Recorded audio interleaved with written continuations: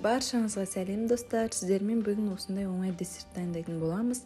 Алда талай қызықты рецепттер болады, каналыма тіркеліп кетуді ұмытпаңыздар. Қажетті заттардың мөлшері описаниеда жазылады. Алдымен ыдысқа сүтті құйып, астын баяу отта жылыта бастаймыз. Сол кезде жұмыртқа мен қантты жақсылап араластырып алатын боламыз. Оның үстіне кукурузный крахмалды қосып, тағы да бір келкі маса бойынша араластырамыз. Дайын массамызды сүттің үстіне араластыра отырып қосатын боламыз. Және де ең баяу отта қайнатамыз. Мінекей осы видеодағыдай қайнайды. Сол кезде біз ванилинді алып үстіне қосамыз. Бұл ерекше дәм беру үшін.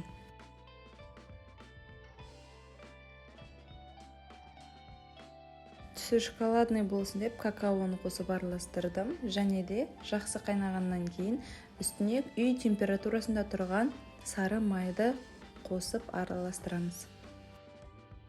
Мінекей бізде бір келкі болып креміміз араласты. Бұл осылай сәл қайнау керек. Қайнап болғаннан кейін бөлек ыдысымызға құйып, бетін пищевой пленкамен немесе салафанмен жауып суытатын боламыз.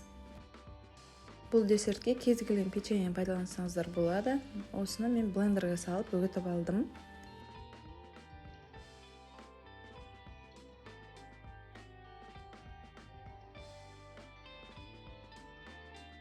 Мінекей біздің печеньеміз дайын болды. Крем де суыды. Оны бір келкі масса болып тегіс болу үшін осылай венчикпен араластырып жібереміз. Енді біз десертімізді жинауға кірісеміз. Ыдысымызға ең бірінші 2 ас қасық кремді салып, үстіне 2 ас қасық печеньемізді немесе 1 ас қасық печеньемізді салып тегістейміз. Дәл осылай екінші слой немесе үшінші слойға өзіңізде сала берсеңіз болады. Бұл десерттің бетін өз қалауыңызға сай әрлесеңіз болады. Тіпті арасына өзіңіздің кез келген жеміс түрін қосып жинасаңыз да болады. Ерекше десерт. Дайындап көріңіздер, өте дәмді шығады.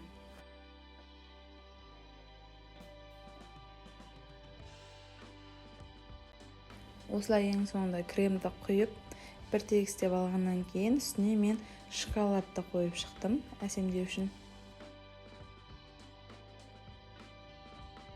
Мінекей біздің тез дайын болатын дәмді десертіміз дайын болды. Дәмі сондай керемет шықты. Жасап көріңіздер.